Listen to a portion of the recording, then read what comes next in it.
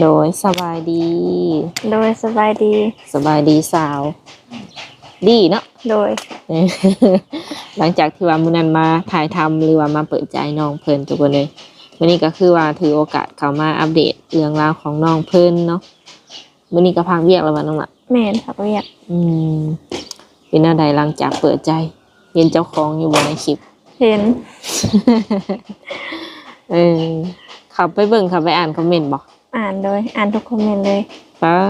โธ่แสดงว่าเวลา FC คอมเมนต์นี่ก็ฮู้เบิดว่าเขาจะเว้าอีหยังถึงเฮาส่วนหลายก็จะเว้าอีหยังถึงเฮาจะสลายจะย่องแบบน้องงามน้องน่าฮักน้องมีความคิดเป็นผู้ใหญ่อยู่เนี่ยแสดงว่าได้อ่านอีหลีเนาะโดย โดยFC คนใดมีหยังแบบอยากมีความในใจหรือว่ามีหยังอยากเว้ากับน้องเพิ่นก็สามารถคอมเมนต์ได้แสดงว่าเพราะว่าทั้งน้องเพิ่นเองก็เข้าไปอ่านเบิดเนาะโดยเวลาเห็นตัวเองในคลิปแล้วเป็นอะไรนั่นล่ะ เขิน ขนาดว่าอยู่ในคลิปได้หั่นเนาะ โดยเป็นแนวใดหลังจากที่ว่าแบบเฮาก็เปิดใจออกไปเนาะมีคนเข้ามาทักเข้ามาหยังอยู่บ่มีก็เป็นรุ่นเดียวกันหรือว่ารุ่นใดนั่นล่ะสลายสิเป็นรุ่นใหญ่รุ่นใหญ่รุ่นอ้ายขึ้นไปบ่โดยรุ่นเจ้าของนี่บ่มีบ่มีคันมีก็สิคุยอยู่บ่รุ่นเจ้าของคุยอยู่หากคือว่าคนที่เข้ามาตอนนี้มันเป็นรุ่นใหญ่ทั้งหมดเนาะโดยเพิ่นเข้ามานี่แบบว่าเป็นอะไรเข้ามาจิบ่หรือว่าเข้ามาแบบทักซื่อบ่ฮู้ว่าเพิ่นเข้ามาแบบใดแบบน่าจะเข้ามาจีบแต่บ่ฮู้ว่าสิลงเอยจังไดก็ไปลงไปก่อนบ่ได้มีบ่คนที่ว่าเข้ามาแล้วจับจูดแบบอยากให้เฮาปิดใจเลยจังซี่ยังบ่มีก็มีแต่เข้ามาคุยธรรมดาซื่อๆเนาะแม่นโดยคุยกับเพิ่นแบบว่าสิว่าในครั้งแรกก็ว่าได้ที่ว่าเปิดใจคุยกับแบบหนุ่มๆเนาะเป็นจังได๋ซะเวลาคุยกับเพิ่นก็รู้สึกเป็นตัวของตัวเองเพิ่นก็บ่ได้แบบเจ้าจี้จุกจิกบ่แต่ละคนบ่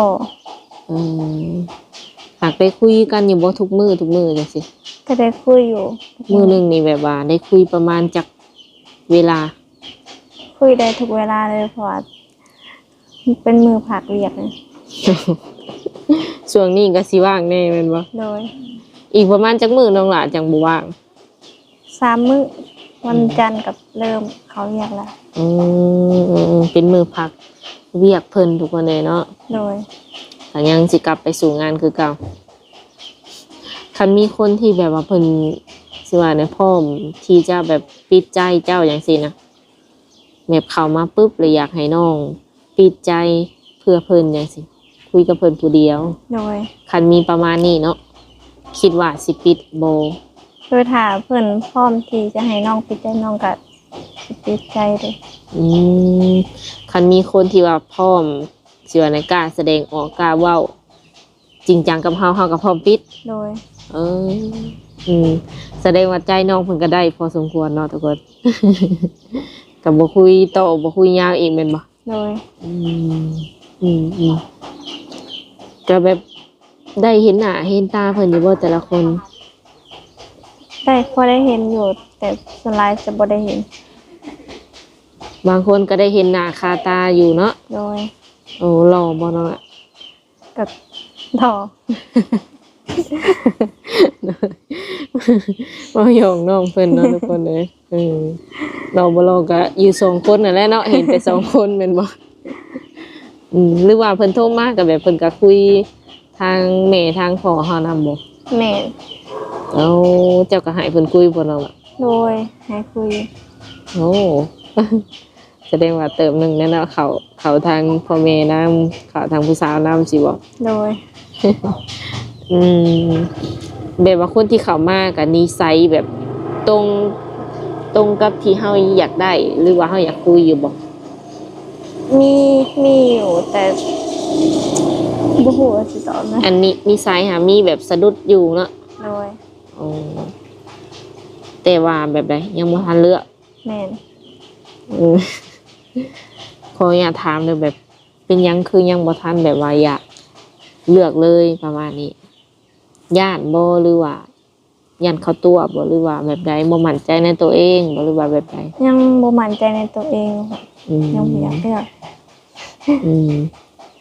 ก็ต้องเบิ่งกันไปก่อนเนาะ โดย ถึกแล้วสิว่าใน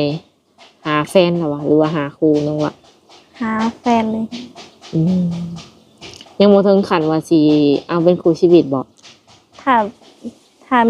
พร้อมก็พร้อมมื้อนั้นเลย โดย มีอยู่บ่คนที่ว่าเพิ่นสิมาเล่นมาหาอยู่เฮือนอยู่ซาน ยังบ่มี อืมมีคนถามเนาะ FC เพิ่นก็ฝากถามมาว่าแบบ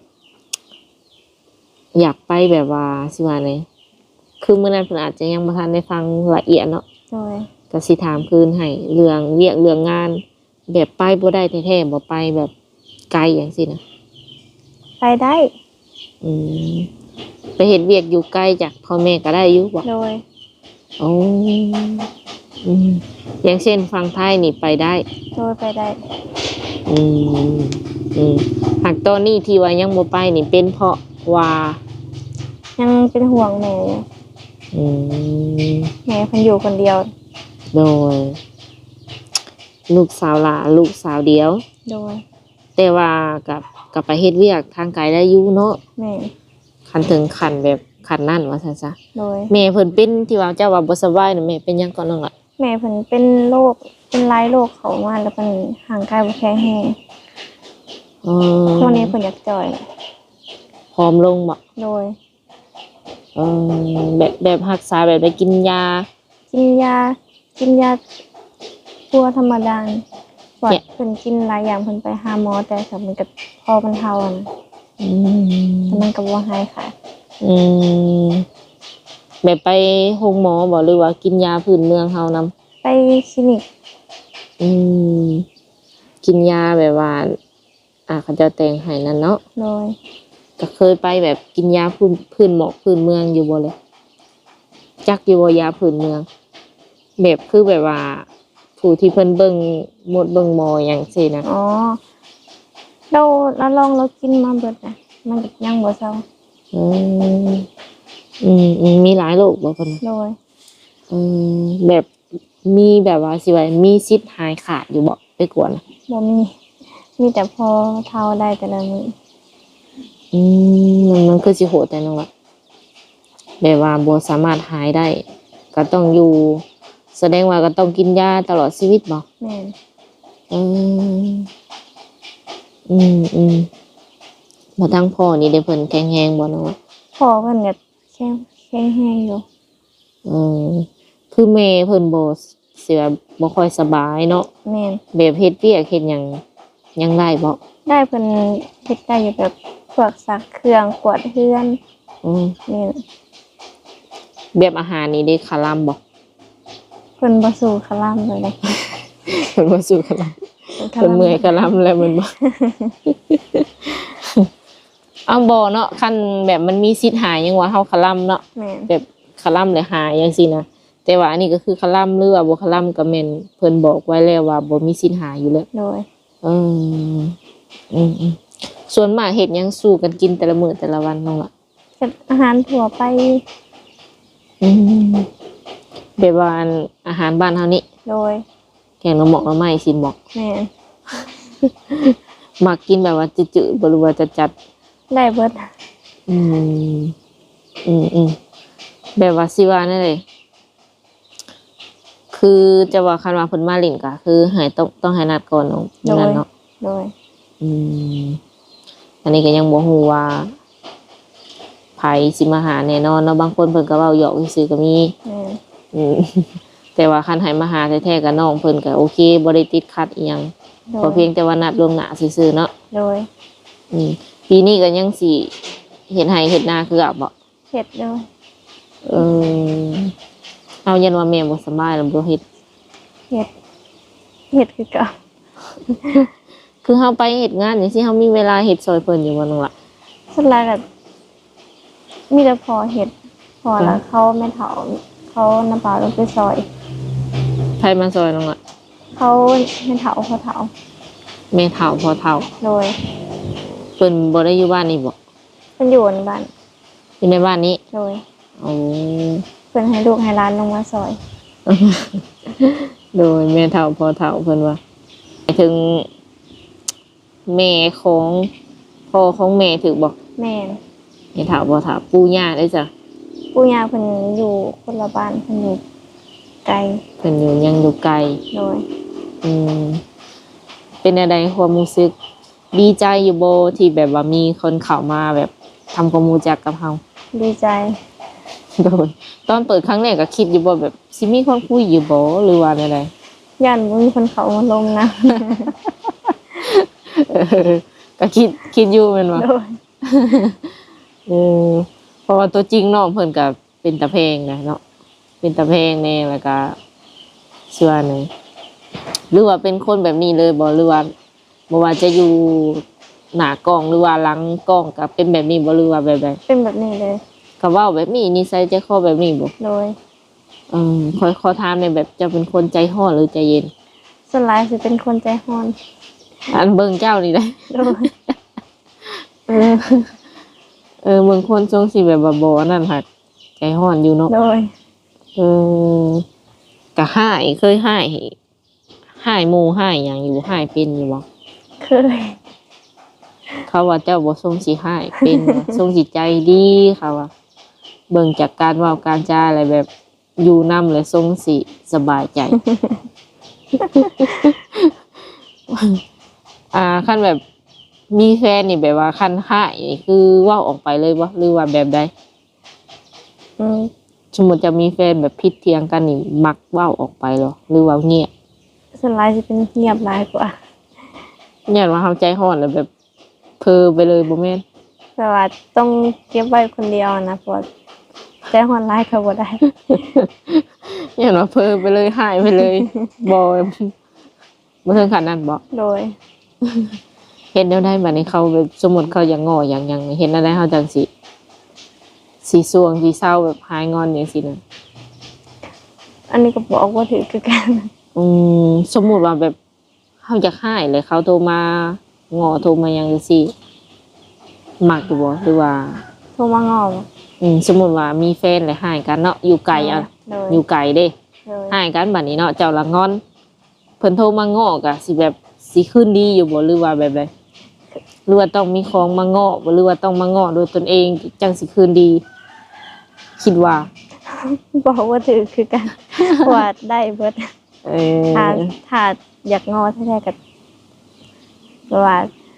สิง้อด้วยวิธีใดก็เศร้านะ อืมเขาเพียงแต่เพิ่นง้อ โดย โอ้โดยถ้าเพิ่นบ่ง้อไอ้แท้ซะ เศร้าเองเศร้าเองบ่รู้ว่าอะไร คือสิบ่เศร้าเลย โอ้ย่านว่าแม่เพิ่นก็ถามบ่น้องหล่ะแบบเพิ่นก็ถามอยู่บ่ถามถ่ายอยู่บ่เกี่ยวกับเรื่องเปิดใจเฮา เขาถามว่ามีคนมาลมอยู่บ่เขาก็บอกว่ามี มีอยู่ เพิ่นก็ใส่ใจอยู่ซะเนาะ โดย เวลาไปหลินหันหลินนี่นี่ต้องแบบข้อเพิ่นข้างแน่บ่ แม่น คือเฮาเป็นวัยรุ่นเนาะซ้ำวัยรุ่นนะตอนนี้อายุ19เนาะ โดย ไปหลินนี่ก็มีกำหนดบ่ อ่า สมมุติมื้อใดเฮาสิไปหลินนี่ต้องแม่เพิ่นต้องกำหนดให้บ่ว่าต้องกลับจากนัดจากโมงจากหยังจังซี่นะ ส่วนหลายเพิ่นก็สิบ่ได้สนใจปานนั้นเพราะว่าเพิ่นว่าแล้วแต่ลูกหั้นน่ะ อืม ก็สิกลับจากโมงส่วนหลายก็สิกลับไว เพราะว่าเบิ่งก็คือแบบว่าส่งเสียเอาตัวรอดได้แล้วประมาณนี้เพิ่นก็เลยบ่ค่อยสิว่าเนี่ยวุ่นวายหรือว่าหายปานใดเนาะ โดย อืมเขาดาวก็ผ่านไปแล้วแม่นบ่ โดย ไปเขาดาวอยู่ไส อยู่เพื่อน โอ้ บ่ได้ไปสวดมนต์ข้ามปีบ่ บ่ พากันเฮ็ดหยังกินปีใหม่ เฮ็ดปิ้งเป็ด อืมเมื่อคืนเลยบ่ บ่นอนก่อน อันได้ทานนับแบบนับถอยหลังถอยหยังของเขาบ่ นอนก่อน โดย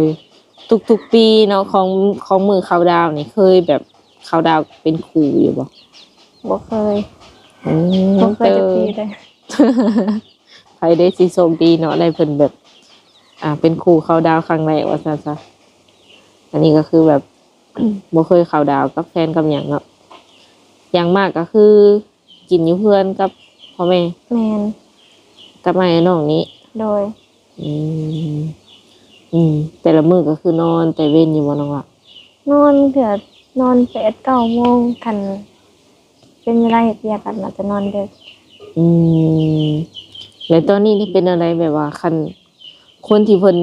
เข้ามาน้ำหลังเลยจ้ะเพิ่นเห็นคลิปน้ำหลัง ยังมีสิทธิ์บ่หรือว่า พอแล้วตอนนี้ ยังมีสิทธิ์อยู่เนาะ อืมก็คือสามารถเข้ามาศึกษาดูใจกันได้เนาะ โดย เข้ามาคุยเข้ามาโอมาลมกันก่อน โดย คันว่ามื้อใดเนาะสิว่าในปิดใจก็อย่าลืมแบบแจ้ง FC นำเนาะ โดย เพราะว่าเพิ่นก็อยากรู้ว่าคนผู้เจ้าผู้งามเนาะสิเลือกแฟนแบบใด แฟนทางใด โดยอะไรก็เรื่องแบบอายุหลายนี่คือรับได้แท้ๆบ่ โดย อืมอายุหลายก็คือยังได้อยู่ โดย โดยโอเคสำหรับคลิปนี้ก็บ่มีหยังหลายเนาะก็มาเยี่ยมมายามเพิ่นแล้วก็สุดท้ายนี้ก็มีแต่ว่าทางสาวบุญเปียงก็สิได้มอบเงินไว้เพิ่นเติมบัตรคือเก่าเนาะทุกคน คือเก่าคือเดิมเป็นเงินผู้ใหญ่ที่ว่าสนับสนุนช่อง YouTube เนาะอ้ายเพิ่นเองก็อยู่ทางไกลอเมริกา ที่ว่าเพิ่นก็ซัพพอร์ตทางช่องเอิ้นมาตลอดเนาะ โดย ฝากให้สาวๆทุกคนไว้เติมบัตร โดย 100,000 กีบ ขอบใจ โดย โอเคสำหรับคลิปนี้ก็สิได้ขอตัวเจอไว้ก่อนมื้อหน้าร่วมกันใหม่เนาะน้องละ โดย โดยสบายดี สบายดี